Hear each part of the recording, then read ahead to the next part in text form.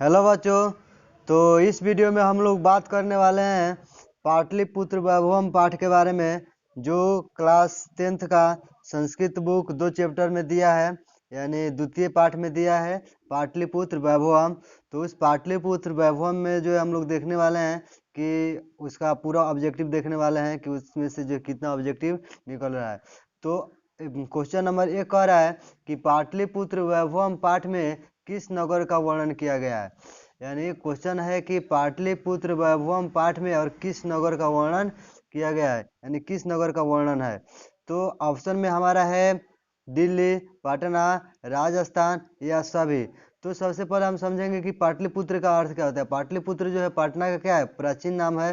तो यह जो है किस इसका अर्थ हुआ कि पाटलिपुत्र वैभवम में जो है किस नगर का वर्णन किया गया है, तो पटना का। अर्थात 1 नंबर क्वेश्चन का ऑप्शन जो है क्या होगा, ख होगा, पटना। क्वेश्चन नंबर 2 देख रहे हैं।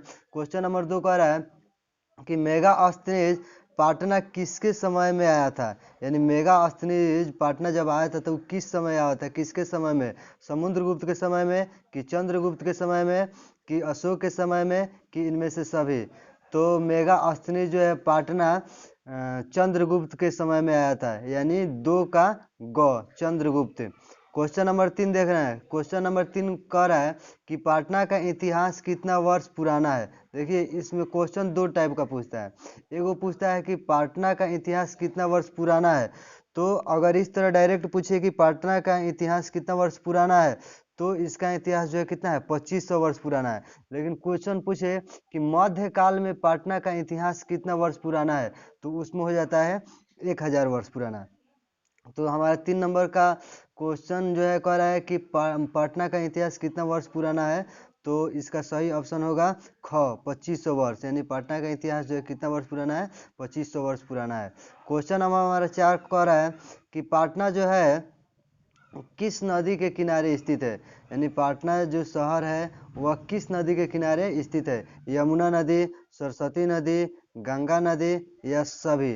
तो पटना जो है गंगा नदी के किनारे स्थित है, यानी 4 का सही ऑप्शन क्या होगा, ग होगा। क्वेश्चन नंबर 5 कह रहा है कि भगवान बुद्ध के समय पटना का क्या नाम था। क्वेश्चन है कि भगवान बुद्ध के समय पटना का क्या नाम था। पाटलिपुत्र था कि पाटलपुत्र था कि कुसुमपुर था कि पाटलीग्राम था। तो भगवान बुद्ध के समय जो है पटना का नाम क्या था, पाटलीग्राम था। इस प्रकार 5 का जो है सही आंसर क्या होगा, घ होगा, पाटलीग्राम। क्वेश्चन नंबर 6 का रहा है गांधी सेतु पुल कहाँ अवस्थित है। यानी जो गांधी सेतु पुल है वह कहाँ पे अवस्थित है, दिल्ली में है कि गुजरात में है कि पटना में है कि सभी में है। तो गांधी सेतु पुल जो है क्या है, पटना में स्थित है। इस प्रकार 6 का सही ऑप्शन जो है क्या होगा, ग होगा, पटना में। क्वेश्चन नंबर 7 कह रहा है कि पटना में किस देवी की पूजा की जाती है। यानी पटना में किस देवी की पूजा की जाती है, दुर्गा देवी की कि काली देवी की कि पटन देवी की कि इनमें से कोई नहीं। तो पटना में जो है पटन देवी की पूजा की जाती है। इस प्रकार 7 का सही ऑप्शन क्या होगा, ख होगा, पटन देवी। क्वेश्चन नंबर 8 कह रहा है कि कूटनिम्ताख्य कवि काव्य के कवि कौन है। यानी जो कूटनिम्ताख्य कविता है, काव्य है, इसके कवि कौन है। राजशेखर हैं कि वीरेश्वर हैं कि दामोदर गुप्त हैं कि विद्यापति हैं। तो इसका सही ऑप्शन जो है क्या होगा, ग होगा, दामोदर गुप्त। यानी कूटनिम्ताख्य काव्य के कवि कौन है, दामोदर गुप्त। उसके बाद आगे देखते हैं। क्वेश्चन नंबर 9 कह रहा है स्व काव्य मीमांसा के कवि कौन है। यानी स्व काव्य मीमांसा के कवि कौन है, राजशेखर, वीरेश्वर, दामोदर गुप्त या इनमें सभी। तो स्व काव्य मीमांसा के कवि जो है क्या है, राजशेखर है। 9 का सही ऑप्शन क्या होगा, क होगा, राजशेखर। क्वेश्चन नंबर 10 में कह रहा है पाटलिपुत्र में किस महापुरुष का जन्म स्थल है, गोविंद सिंह का, हरि सिंह का, फयान का या इनमें से सभी का। तो पाटलिपुत्र में जो है गोविंद सिंह का क्या है, जन्म स्थान है। इस प्रकार 10 का सही ऑप्शन क्या होगा, क, गोविंद सिंह। क्वेश्चन नंबर 11 कह रहा है चंद्रगुप्त किस वंश के संस्थापक थे। यानी चंद्रगुप्त जो थे वे किस वंश के संस्थापक थे, सूर्य वंश के कि गुप्त वंश के कि मौर्य वंश के कि सभी। तो चंद्रगुप्त जो है मौर्य वंश के संस्थापक थे। यानी 11 का सही ऑप्शन क्या होगा, ग होगा, मौर्य वंश। उसके बाद क्वेश्चन नंबर 12 आगे हम लोग देखते हैं बारे में कह रहा है कि सिखों के 10वें गुरु कौन थे, यानी जो सिख संप्रदाय थे लोग, सिख जाति थे लोग, उसके 10वें गुरु कौन थे। रमन सिंह थे कि गोविंद सिंह थे कि अमन सिंह थे कि सभी थे। तो सिखों के 10वें गुरु जो है गोविंद सिंह थे, यानी 12 का सही ऑप्शन क्या होगा, ख, गोविंद सिंह। 13 नंबर क्वेश्चन कह रहा है कि पाटना के किस दिशा में गंगा नदी बहती है। पाटना के किस दिशा में गंगा नदी बहती है, दक्षिण दिशा में कि पूर्व दिशा में कि उत्तर दिशा में कि सभी। तो पाटना के जो है उत्तर दिशा में गंगा नदी बहती है, यानी 13 का सही ऑप्शन क्या होगा, ख, उत्तर दिशा में। क्वेश्चन नंबर आगे हम लोग 14 देखते हैं। क्वेश्चन नंबर 14 में कह रहा है कि यूनान का राजदूत कौन था, यानी यूनान का राजदूत कौन था। फायान था कि मेटरनिक था कि मेगास्थनीज था कि इनमें से कोई नहीं। तो यूनान का जो है राजदूत कौन था, मेगास्थनीज था, यानी 14 का सही ऑप्शन क्या होगा, ग, मेगास्थनीज। 15 में क्वेश्चन है गोलघर कहाँ स्थित है, दिल्ली में है कि राजस्थान में है कि पटना में है कि सभी। तो गोलघर जो है कहाँ स्थित है, पटना में स्थित है, यानी 15 का सही ऑप्शन क्या होगा, ग होगा, पटना में। क्वेश्चन नंबर 16 कह रहा है कि किस काल में पटना का नाम प्रसिद्ध हुआ। किस काल में पटना का नाम जो है प्रसिद्ध हुआ, प्राचीन काल में कि मध्य काल में कि वैदिक काल में कि सभी। तो पटना का नाम जो है प्रसिद्ध हुआ था मध्यकाल में, यानी 16 का क्या हो जाएगा सही ऑप्शन, ख, मध्यकाल। नोट में हम आपको बताना चाहते हैं कि जो 15 नंबर क्वेश्चन बताए हैं गोलघर कहाँ स्थित है, तो ये तो पटना में स्थित है, ये है। लेकिन इसके पर एक और क्वेश्चन पूछता है कि गोलघर का निर्माण किस लिए हुआ था।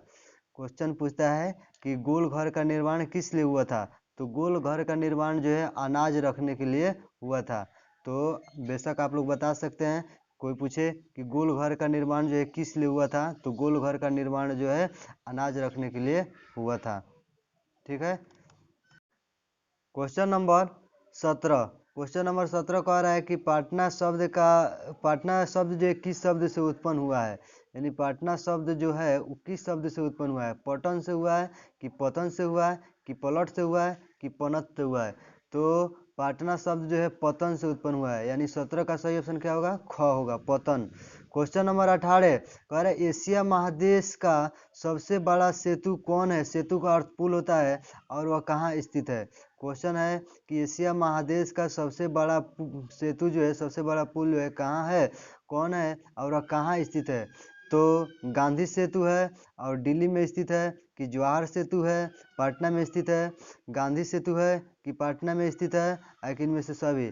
तो 18 का सही ऑप्शन क्या होगा, ख होगा, यानी गांधी सेतु पुल है और वह कहाँ स्थित है, पटना में। क्वेश्चन नंबर 19 कह रहा है कि पटना का कौमुदी महोत्सव किस काल में मनाया जाता था। क्वेश्चन कह रहा है कि पटना का जो कौमुदी महोत्सव है वह किस काल में मनाया जाता था। तो काल पूछ रहा है। क्वेश्चन ऑप्शन में है कि गुप्त वंश काल कि नंद वंश काल कि सूर्य वंश काल कि सभी। तो पटना का कौमुदी महोत्सव जो है गुप्त वंश काल में मनाया जाता था। क्वेश्चन नंबर 20 कह रहा है कि कौमुदी उत्सव जो है किस ऋतु में मनाया जाता था। इसके पहले पूछा था, क्वेश्चन दूसरा था, लेकिन क्वेश्चन इस बार पूछा है कि कौमुदी उत्सव किस ऋतु में इसमें मनाया जाता है। उसमें काल पूछा था, इसमें ऋतु पूछ रहा है कि किस ऋतु में, शरद ऋतु में कि वर्षा ऋतु में कि हेमंत ऋतु में कि ग्रीष्म ऋतु में। तो कौमुदी महोत्सव जो है शरद ऋतु में मनाया जाता था। तो 20 का सही ऑप्शन क्या होगा, क होगा, शरद ऋतु। क्वेश्चन नंबर 21 कह रहा है कि किनके शासन काल में पटना के शोभा और रक्षा व्यवस्था अति उत्कृष्ट थी, यानी किनके शासन काल में जो है पटना का शोभा और रक्षा व्यवस्था बहुत ही सुंदर थी, अति उत्कृष्ट थी। क में चंद्रगुप्त मौर्य के समय में कि राजशेखर के समय में कि समुद्रगुप्त के समय में कि अशोक के समय में। तो इसका सही ऑप्शन क्या होगा, क होगा, चंद्रगुप्त मौर्य के समय में। यानी चंद्रगुप्त मौर्य के समय जो है पटना का जो है शोभा और रक्षा व्यवस्था जो है बहुत ही क्या था, सुंदर था और अति उत्कृष्ट सिद्ध था। क्वेश्चन नंबर 22 आगे बढ़ रहे हैं। कह रहा है कि ह्वेन सांग जो है कौन था। क्वेश्चन है कि ह्वेन सांग कौन था, चीनी यात्री था कि अमेरिकी यात्री था कि एगो शिक्षक थे आके सभी। तो ह्वेन सांग जो है क्या थे, चीनी यात्री थे, यानी 22 का सही ऑप्शन क्या होगा क, चीनी यात्री। क्वेश्चन नंबर 23 में कह रहा है कि राजा अशोक के समय पाटना नगर का जो है वैभव कैसा था। यानी वैभव का अर्थ होता है महिमा, यानी राजा अशोक के समय पाटना नगर का वैभव जो है किस प्रकार था, कैसा था। समृद्ध था कि विस्तार था कि असमृद्धम था कि प्रचलित था।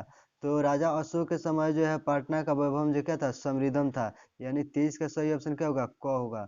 क्वेश्चन नंबर 24 कह रहा है कि बिहार की राजधानी कहाँ है। तो ये तो आप लोग जानबे करते हैं कि बिहार की राजधानी कहाँ है, पटना है। यानी 24 का क्वेश्चन नंबर 24 का जो सही ऑप्शन क्या होगा, ग होगा, पटना। क्वेश्चन नंबर 25 कह रहा है कि इति सिंह कौन था। इति सिंह जो है कौन था, यात्री था कि डॉक्टर था कि शिक्षक था कि सभी था। तो इति सिंह जो है क्या था, यात्री था। यानी 25 का सही ऑप्शन क्या होगा, क होगा, यात्री।